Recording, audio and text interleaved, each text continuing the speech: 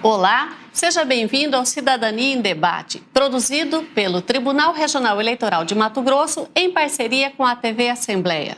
No programa de hoje, vamos falar sobre assuntos como democracia, a participação popular na escolha dos candidatos e o voto obrigatório no Brasil. Você sabia que a Constituição Brasileira de 88 diz que o ato de votar é um direito do cidadão, mas é também um dever? Sobre esses assuntos, eu converso hoje com dois grandes estudiosos. O professor Luiz Scalopi, que é procurador de Justiça e professor da FMT de Ciências Políticas. E converso também com o doutor José Renato. O doutor José Renato, ele é professor da UNEMAT, da cadeira de Direito Eleitoral. Sejam bem-vindos ao nosso programa. Vamos debater hoje assuntos de bastante interesse e assuntos polêmicos, como a obrigatoriedade do voto aqui no Brasil. Eu começo com o doutor Scalopi. Doutor Scalopi, a democracia brasileira ela está madura para uma mudança na Constituição a fim de migrarmos para o voto facultativo? Mas, em primeiro lugar, eu gostaria de saber a opinião do senhor. O voto deve ser facultativo ou ele deve ser obrigatório mesmo? Ele deve ser obrigatório, no meu sentir, por uma... Os argumentos, na verdade, eu quero falar de coisas mais coloquiais, assim. Os argumentos quanto ao voto obrigatório são, às vezes, até quase infantis. Deles é, por exemplo, o que eu ouço na população e nas pesquisas que fazem, né? Porque se diz, foi feita uma pesquisa, ela tem uma participação de 66%, 70% da população que, se não fosse obrigatório, não iria votar. Mas é uma coisa impensada. Eu ouço as pessoas dizerem assim, não vou votar porque vou perder tempo. Na verdade, a pergunta que eu tenho que fazer, você não pode perder 15 minutos, meia hora, para fazer uma atividade cívica. Nós não estamos com essa prática nas outras atividades também que mereceriam a nossa presença. E é uma coisa tão simples que chegamos, colocamos lá na urna, rapidamente, uma disposição e uma escolha que a gente faz, ou pelo voto em branco, ou anulando o voto, né? Ou também escolhendo alguns candidatos, ou outro candidato que nós possamos entender, ou alguém nos falou que seja importante. O outro argumento é que o voto não adianta nada. Se o voto não adiantasse, ele não estaria elegendo outras pessoas. O voto elege pessoas. Se você não vota, o seu voto não está adiantando nada. Você está anulando o seu voto. Mas as outras pessoas que estão votando estão ganhando. Elas estão escolhendo alguém. Se estão escolhendo mal, é uma outra questão. Mas estão escolhendo também. Um outro argumento, que é o argumento mais sustentado, é de que o voto deveria ser, e se ouve muito dizer isso, deveria ser livre em função da liberdade da pessoa. Mas eu quero lembrar que no século passado, ou há mais ou menos um século, quando as mulheres, especialmente as mulheres, não votavam, porque não eram consideradas nem gente, né? Politicamente, era considerada para reprodução, mas não para o voto. No Brasil, em 1932, quer dizer, há muito pouco tempo, mas do século, vou dizer, do começo do século passado, os cartazes que as mulheres levavam para a defesa do voto era na exigência da liberdade de votar. Olha só, da liberdade de poder escolher, porque elas eram... O direito de poder escolher. O nome e a expressão usada era liberdade. Então, a liberdade de votar. Portanto, essa era uma opção de liberdade. Para ver como o conceito de liberdade, às vezes, é apropriado indevidamente.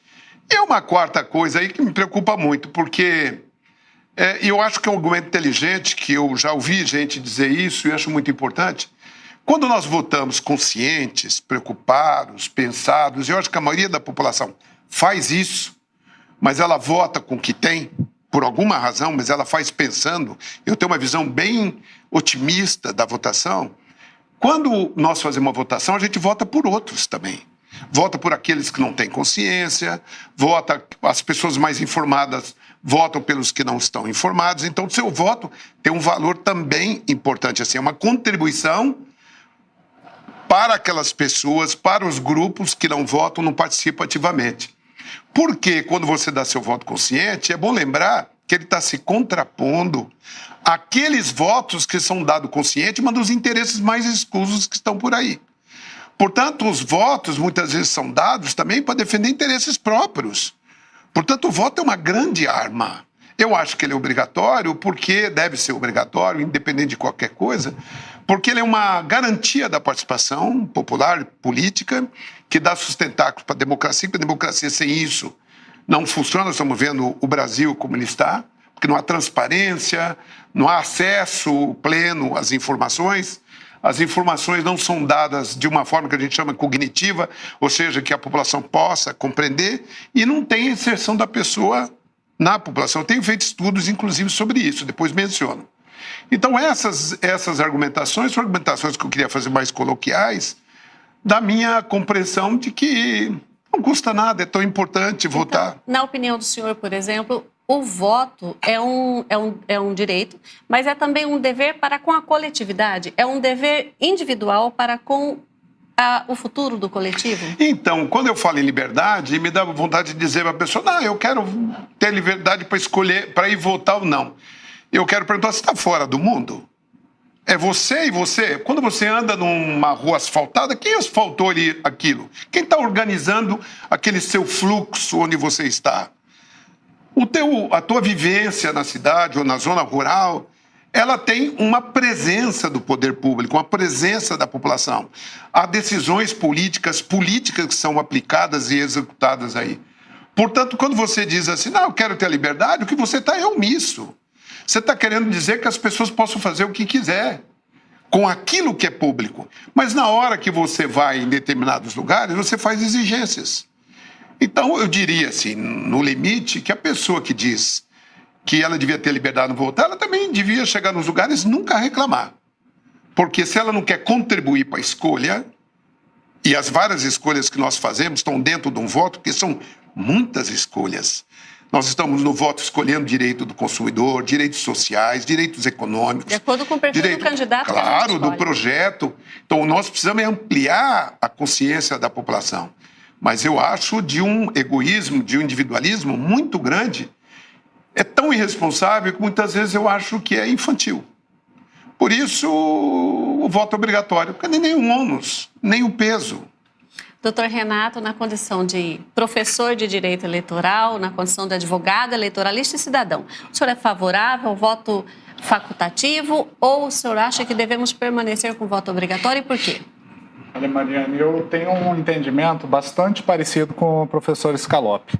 Eu acho que esse direito ao voto implica também, como quase tudo na nossa vida, o direito implica também deveres. Eu acho que o voto é também, além de um direito pessoal, é um dever de cidadão, um dever de cidadania. Então, a não participação, o professor Scaloppi colocou bem, significaria dizer, então, essa pessoa que não participa para conduzir para eleger alguém para conduzir o país, para conduzir o parlamento, ela não teria também como fazer aquelas exigências próprias da cidadania. A cidadania implica em direitos e deveres. Então, eu também compartilho esse entendimento de que não temos por que dizer que o Estado estaria interferindo demais, que é um argumento muito corrente, né? Que o Estado está onipresente, que deve-se privilegiar a liberdade individual. O ideal de liberdade, que o voto obrigatório fere o ideal de liberdade. Mas isso seria entender que a gente não precisa do Estado, então, né? Se você não tem algumas coisas que precisam da condução do Estado, elas têm que ser definidas de um caminho correto e democrático. E a democracia implica na participação. Me parece que se você... E agora voltando assim mais para o campo eleitoral mesmo, se você desobriga, embora eu coloque essa obrigação assim no campo do dever, né? Do dever, se você não exige este dever, essa contraprestação do cidadão, você vai estar facilitando nas eleições que o que define, infelizmente, as eleições hoje, tragicamente, é o poder econômico, né? Esse é o grande nó que nós precisamos desatar na nossa democracia. E eu penso que o voto sendo facultativo, primeiro, a abstenção seria muito maior. E a possibilidade de manipulação daqueles poucos votantes seria maior. Pense num bolsão de pobreza, num bairro lá da periferia ou numa zona rural, em que as pessoas, então, não teriam nenhum estímulo a participar da votação e aqueles candidatos mais abastados, aqueles que têm mais condições, poderiam facilmente promover uma festa, fazer uma campanha maciça ali, levar aquele pessoal para votar e, de repente, está decidindo a eleição, né? Principalmente para o parlamento. E você, então, está, na verdade, a pretexto de dar a liberdade seria aí para o poder econômico, mais uma vez. Então, eu acho que, não sei se um dia a gente vai chegar num estágio que seja admissível, no meu ponto de vista, o voto facultativo, mas eu acho que estamos bem longe disso. Bem longe. Porque a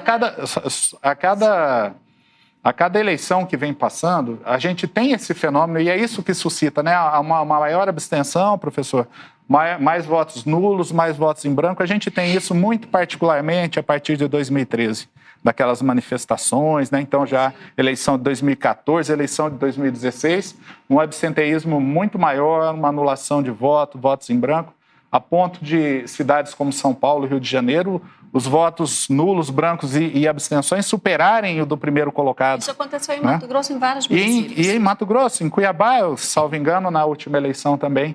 Então, isso é um exemplo de que, na verdade, nós estamos sofrendo um processo de demonização da política, né, de tentativa de excluir o Estado da vida do cidadão, como se isso fosse algo bom.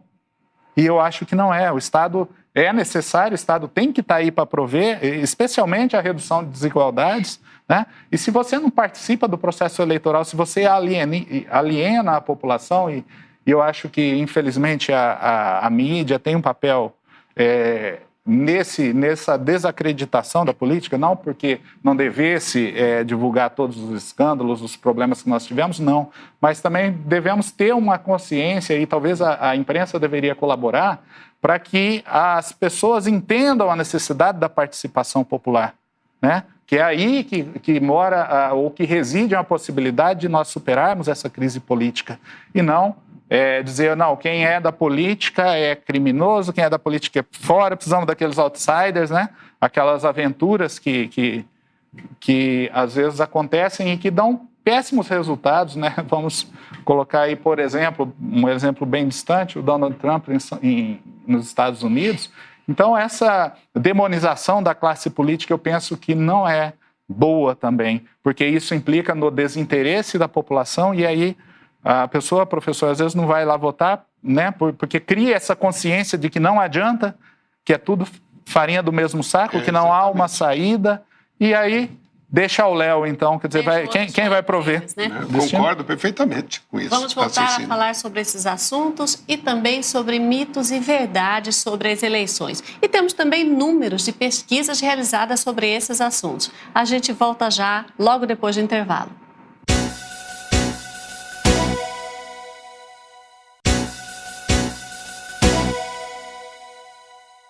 Voltamos a apresentar o programa Cidadania em Debate. Para você que começou a nos acompanhar agora, nós conversamos aqui com os 2 professores universitários sobre o direito ao voto no Brasil e o dever de votar, a participação popular no processo eleitoral e democracia. Estou com o Procurador de Justiça e professor Luiz Scalopi e com o Dr. José Renato, que também é professor da UNEMAT de Direito Eleitoral. Nós estávamos falando sobre o voto facultativo e obrigatório. No Brasil, o voto é obrigatório também. Mas o eleitor, quando ele vai às urnas, ele tem 3 opções. Ele pode anular o seu voto, de propósito, pode anular por uma escolha pessoal, ele pode votar em branco ou ele pode escolher um candidato dentre os que estão propostos. Agora, existe um mito, né, que circula todos os anos eleitorais, existe um mito que circula pela internet, pelas mídias sociais e ganha muita força em relação às verdades do processo eleitoral. Esse mito diz que se mais de 50% dos eleitores anularem o seu voto, a Justiça Eleitoral será obrigada a realizar uma nova eleição. Isso é mito. Isso não é verdade. Na verdade, quando a Justiça Eleitoral vai computar os votos, ela considera apenas os votos válidos. E se 70% anularem os votos, serão considerados os 30%. Como disse o doutor Scalopi, professor, o eleitor que anula o seu voto, na verdade, ele não é um cidadão politizado, porque ele apenas está transferindo para outra pessoa o poder de escolha que ele teria. Não é isso, professor? E tem uma qualidade assim que eu acho importante no voto quando é possível. No proporcional, que é o voto de legenda, por exemplo, né? Que é a ideia de votar em um projeto. Isso, por exemplo, que o professor Zé Renato mencionou, da demonização da política, é o que eu falo, ele deve dizer também isso, durante todo o ano para os meus alunos de direito, né? Porque eu brinco com eles assim, por isso que eu disse que ia fazer uma fala mais ou menos coloquial, para a gente entender isso. Eu digo, quando eu estava no auge da rejeição do Parlamento Federal, eu disse, um dia cheguei na classe e disse para os alunos, fiz isso de manhã e à noite. Vamos fazer o seguinte, vamos esvaziar aquele congresso, matar todo mundo? Aí todo mundo, legal, tudo bem, mas aí nós vamos eleger quem? Vocês? Vocês com essa opinião? Então, quem é melhor? Quem que nós estamos votando? E outra coisa, quem votou nessa classe, normalmente os com mais idade que votaram estão à noite, quem votou nessa classe votou bem? Portanto, é a participação política, o crescimento político que faz com que a gente dê um bom voto, uma boa opção, o engajamento que a gente faça, prestar atenção, discernir entre uma informação e a outra, se organizar junto ao seu sindicato, às suas associações, priorizar se você quer fazer uma defesa no meio ambiente ou que você está preocupado para que sejam eleitos para a Câmara vereadores realmente preocupados com, por exemplo, o esgoto, com o fluxo viário, com o atendimento da saúde, mas com o discernimento, com prospecção, vendo quem é o candidato. Isso não é tão difícil, sabe? Não é aderir. Está aí para fazer uma pesquisa sobre o Exato, passado. e não é aderir. candidato. Mesmo as pessoas que estão mais na periferia ou mais velhas, distantes desses meios, elas têm mecanismo, têm pessoas, podem fazer articulações, debates, reuniões. A população não se move. E aí ela nega e deixa de lado, demoniza esse processo, e aí as outras pessoas ocupam. Há uma frase antiga, utilizada por um ex-presidente, mas ela é antiga, de um autor, pensador, diz que quando as pessoas não votam, outras pessoas estão escolhendo. Está escolhendo o rumo sobre a sua vida. É o que nós estamos falando aqui. Escolhendo as políticas sociais, as políticas econômicas, ambientais, as políticas culturais, estabelecendo e definindo quais são as prioridades dos gastos. Mas isso também é porque nós não temos uma prática, que é uma coisa que hoje eu estou muito convencido, faço militância, estou escrevendo sobre isso, estou muito mais preocupado, porque eu sempre tive uma atuação partidária, eletiva, teórica.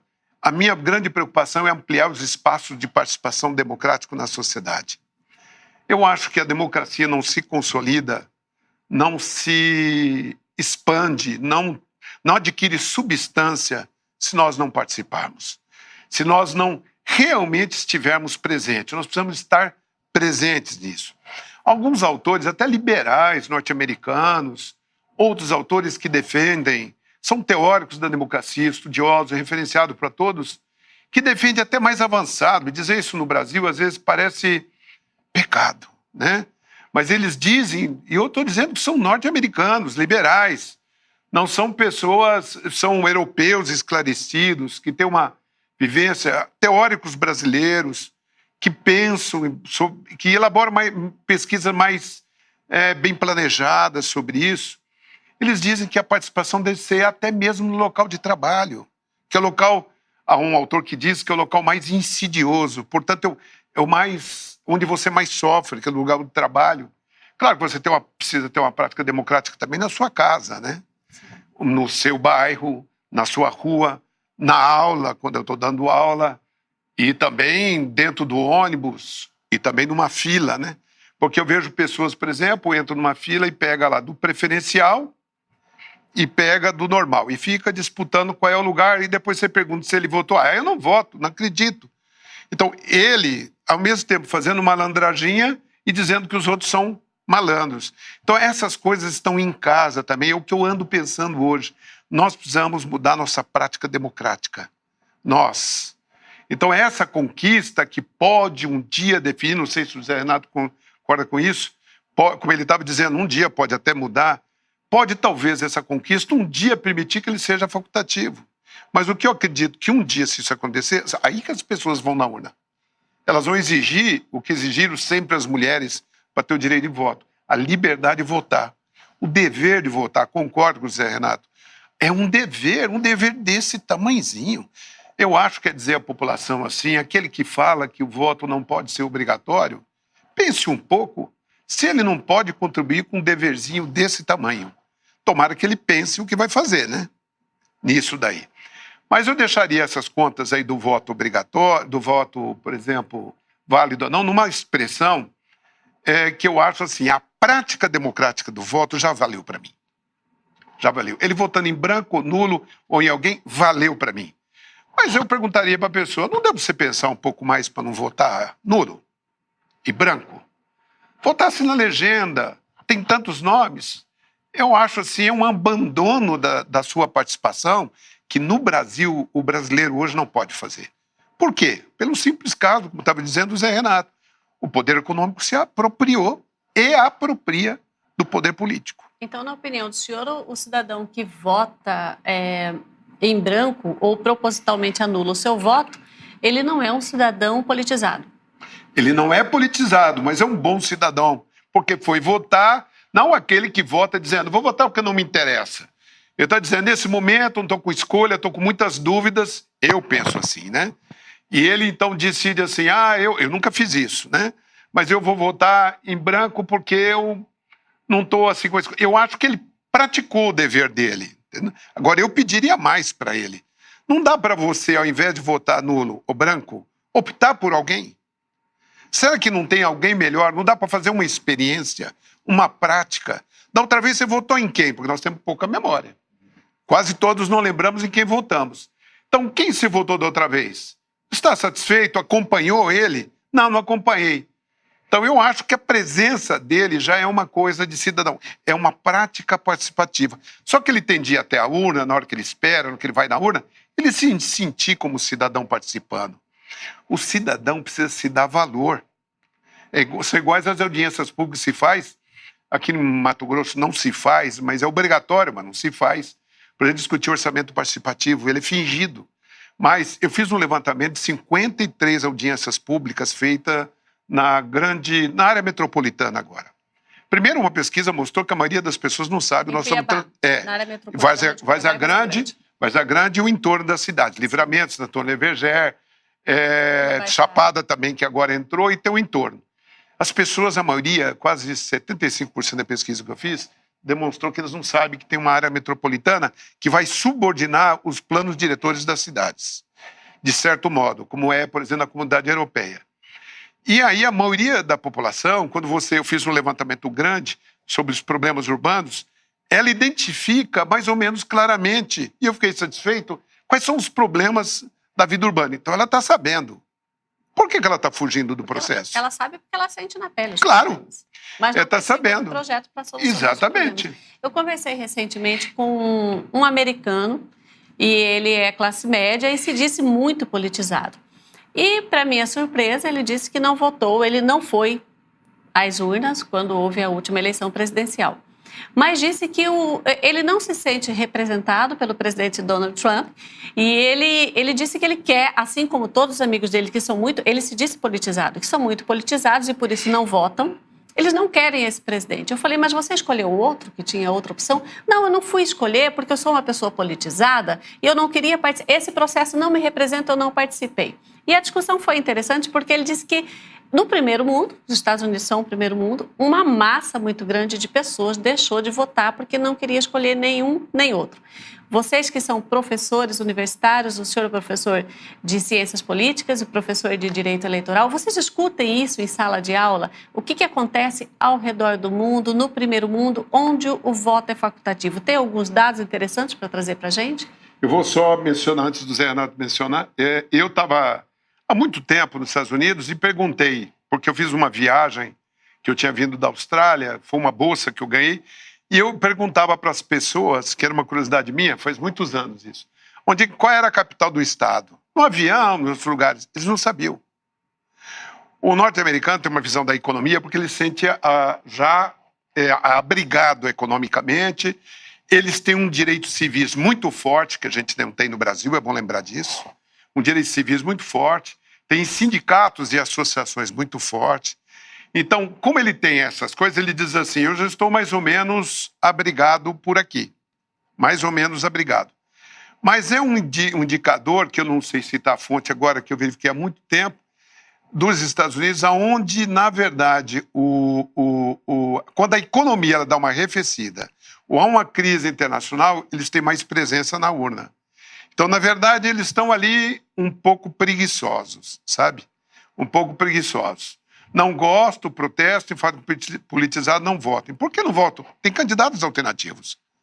Tem muitos candidatos alternativos nos Estados Unidos. Mas eles não votam porque não votam nele. São preguiçosos, acomodados. Então, até que eles, com a economia dele, pode se dar o luxo de ser acomodado, mas nós brasileiros não. Quem dá o luxo de ser acomodado é quem já tem o poder econômico com o controle da economia brasileira. Mas a maioria da população não pode acomodar, porque ela tem necessidades. O que você pensa disso, Zé? Não, eu concordo plenamente, porque eu acho que interessa bastante ao comando econômico, ao poder econômico, essa letargia popular, essa falta de participação, porque quando não há participação, não há movimento, e quando não há movimento, não há mudança. Então, interessa bastante para o status quo uma despolitização ou uma politização, me permita dizer, uma politização burra, de dizer que não participa porque nada muda. É uma coisa, usar a expressão do professor aqui lá no começo, é uma coisa infantil. Porque fica evidente que quando você não participa, quando você não escolhe, estão escolhendo por você, né? E quem está escolhendo por você aí, normalmente é quem já é o detentor do poder. Então a não participação implica na impossibilidade de mudança desse quadro que nós temos.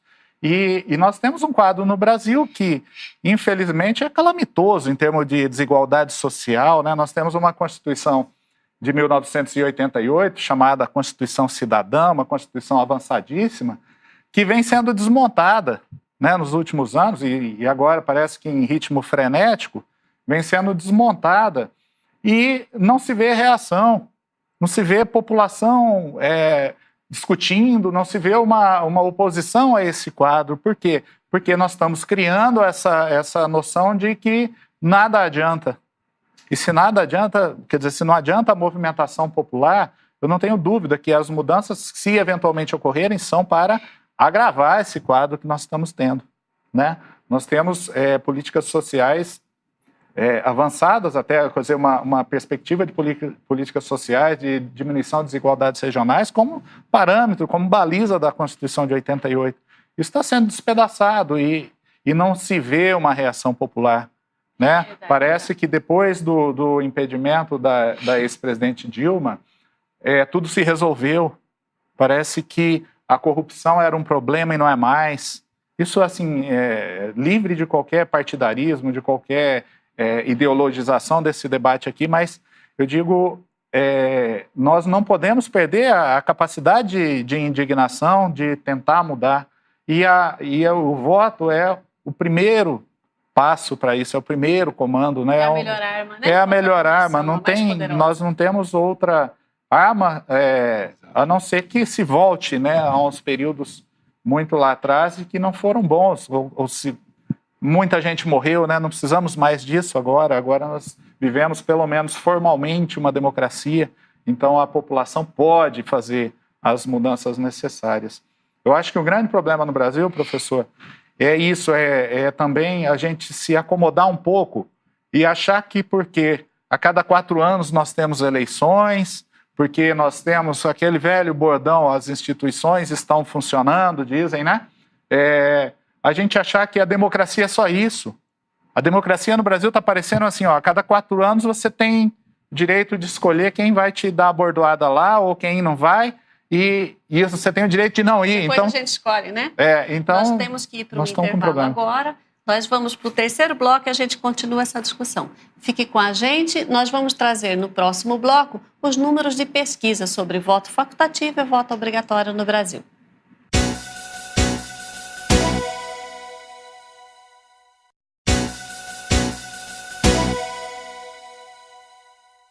voltamos a apresentar o programa Cidadania em Debate, que discute hoje cidadania, participação popular no processo eleitoral, voto facultativo e voto obrigatório. No Brasil, o voto é facultativo porque é um direito, mas ele é obrigatório porque as pessoas precisam votar.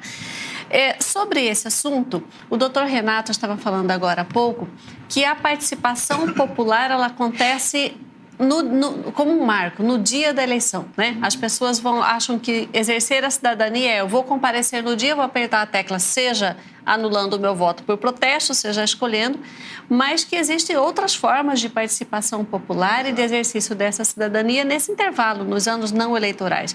O senhor pode concluir? Eu acho que no Brasil a gente tem que buscar valorizar mais um pouco também e temos discutir até como se consegue isso, mas alguns institutos de democracia direta que nós temos previsto na Constituição Federal, né? Mais referendo, mais plebiscito, mais leis de iniciativa popular, né?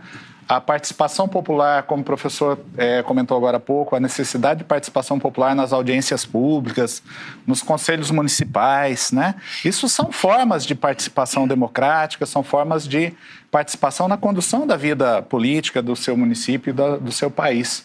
E isso pode ser feito fora dos anos eleitorais também. Não que o ano eleitoral, que aquela questão eleitoral seja menor, não, ela é fundamental, talvez a mais importante.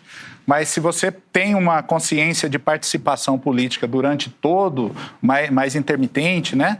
Mais permanente, você vai chegar naquele momento de depositar o voto na urna mais consciente também, né? Vai ter refletido mais durante essas outras oportunidades, essas outras fases. Mas tem pesquisas realizadas no Brasil que mostram que o brasileiro não quer participar nem no dia da escolha. É interessante essa pesquisa. Em 2014, o Datafolha realizou uma pesquisa sobre esse assunto. E 57% dos brasileiros entre 18 e 70 anos disseram que não votariam nas eleições daquele ano se o voto fosse facultativo. Mariana, deixa eu só dizer, é uma falácia isso daí, porque a pesquisa diz assim, que a maioria não iria votar se fosse facultativo. Então, qual foi a pergunta que foi feita nessa pesquisa? Não sei. Se é a favor ou contra, e se fosse contra, já induz ele. Eu acho que não deveria ir. A pesquisa perguntou sobre a obrigatoriedade do voto. Claro. Sobre esse sentido, 61% Então, mas já induz ele. Então, traz. Mas não faz essa explicação, por exemplo, do debate que nós estamos fazendo. Uma outra coisa é esse argumento de que nos países, por exemplo, desenvolvidos, eles têm, economicamente, eles têm uma pouca presença, é facultativo o voto. Nós acabamos de comentar aqui sobre, inclusive você mencionou, sobre o norte-americano, que nós acabamos de comentar sobre a despolitização dele, e ele também comete erros. E ele cometeu o erro de não ir votar porque ele acha que aquele não deveria ter sido. Não reconhece, mas ele sabe, ao dizer que foi escolhido errado, de que ele não participou da votação. Então, ele confirma que o erro não está presente. Outra coisa, que é aquele argumento que nós mesmos aqui trabalhamos, que já está numa condição de proteção muito grande, em que ele mais ou menos se acomoda, fica um pouco preguiçoso. Mas tem um detalhe importante, que é complementando isso que o Zé Renato está falando. As instituições, os institutos, as associações, os mecanismos de participação popular nesse país são muito, muito fortes. Eu morei 4 anos em Barcelona, por exemplo. Tive um banho e uma vivência com 4 meninos pequenos, né, que eram considerados uma família numerosa, eu estava fazendo pós-graduação, e durante todo esse tempo eu tinha, por exemplo, carteirinha de família numerosa, eu tinha as filas em que eu podia participar e entrava com as crianças, não entrava outro, ninguém pegava senha para entrar naquele lugar.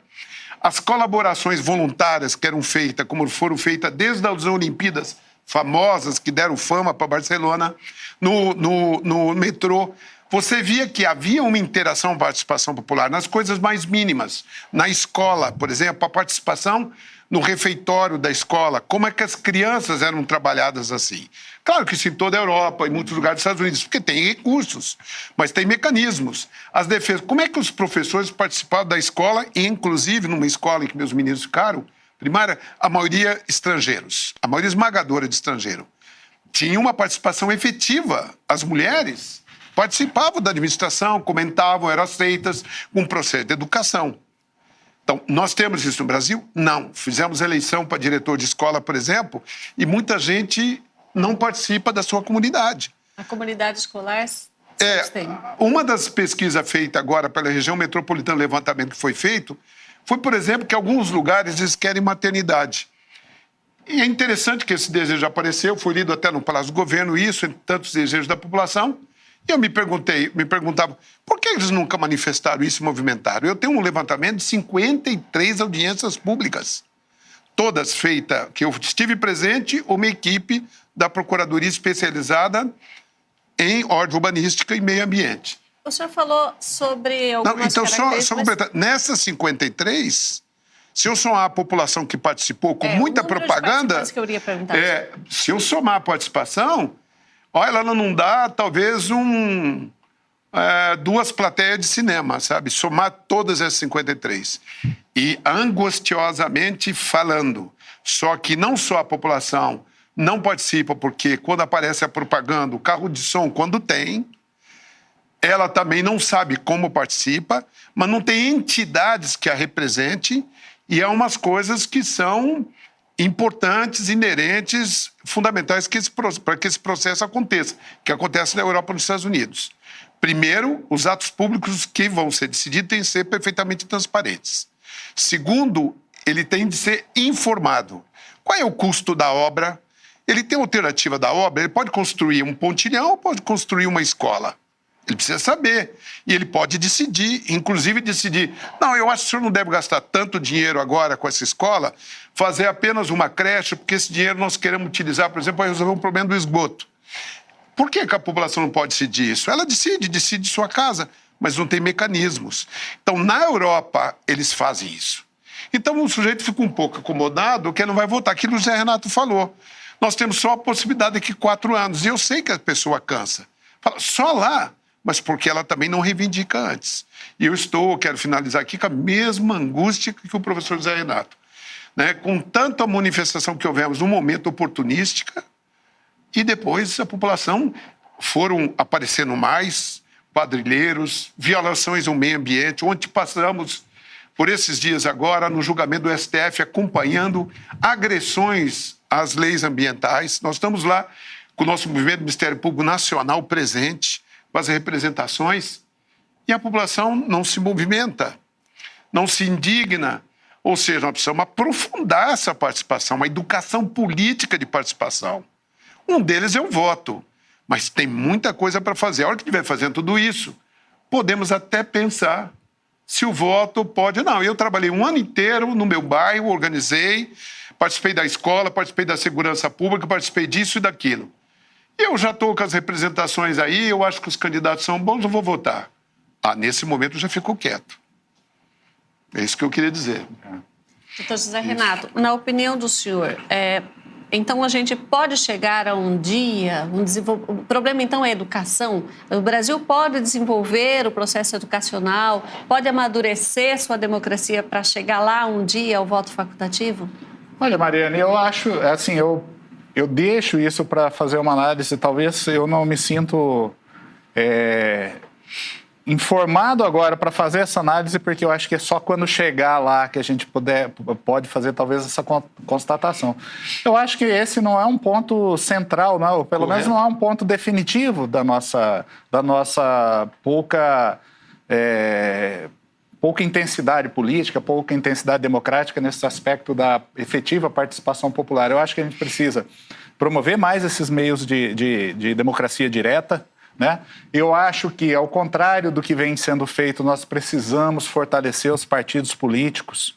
Eu acho que a gente tem que diminuir, é evidente esse número de partidos, né? Porque nós temos realmente partidos que não passam nenhuma ideologia, que não transmitem nenhuma ideologia, que não tem um programa de governo, um programa de trabalho assim, bem definido. Mas se a gente tiver meia dúzia, 10 partidos, nós precisamos de ter meia dúzia ou 4 ou 5 partidos fortes. Eu não vejo... Se sair às ruas hoje, a população não sabe dizer quantos partidos existem no Brasil. E nós temos 35, né? Mais de 30 pedindo registro no TSE.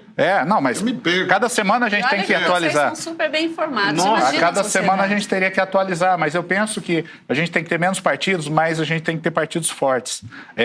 Ao mesmo tempo que temos que ter uma democracia direta, mais utilizada, mais forte, também temos que, já que nós optamos por essa democracia chamada mista ou semi-representativa, né, que tem instrumentos tanto da democracia direta quanto da representativa, nos dois aspectos nós temos que estar fortalecidos. E a democracia representativa não pode prescindir de partidos políticos fortes, né, para que você possa diminuir um pouco esse balcão de negócios que a gente vê em Brasília ou nos estados, né, comumente, para que os partidos efetivamente transmitam uma ideologia, um programa, professor. A gente precisa dessa politização no sentido da população começar a identificar os partidos. E aí a pessoa pode ser de direita, pode ser de esquerda, pode ser de centro, mas terá um partido para votar, para representá-la. E aí ela vai fazer suas escolhas, vai estar participando. O TRE aqui em Mato Grosso tem um programa muito interessante chamado Voto Consciente. Pelo programa Voto Consciente, o TRE realiza todos os anos eleições em 5 escolas públicas, em Cuiabá ou Várzea Grande. E nessas escolas públicas se escolhe, são 5 partidos já pré-definidos. Partido da Diversidade, Partido do Respeito à Vida e à Saúde, Partido do Meio Ambiente, enfim, são 5 partidos que eles escolhem. Quando o aluno vai votar, ele vota no partido e não na pessoa. Ele vota na proposta que ele identifica que é a melhor para a sua comunidade escolar. E esse projeto, ele realiza as eleições das escolas com as mesmas regras de um processo eleitoral. Então, ao mesmo tempo que conscientiza para o voto consciente, ensina o processo eleitoral. As regras de propaganda, tem propaganda dentro das escolas com as mesmas regras. As regras são as mesmas, eles votam em urnas eletrônicas, há uma apuração, né, totalização feita pelo TRE e eles recebem o diploma, né, cada partido, mas quem é diplomado é o partido.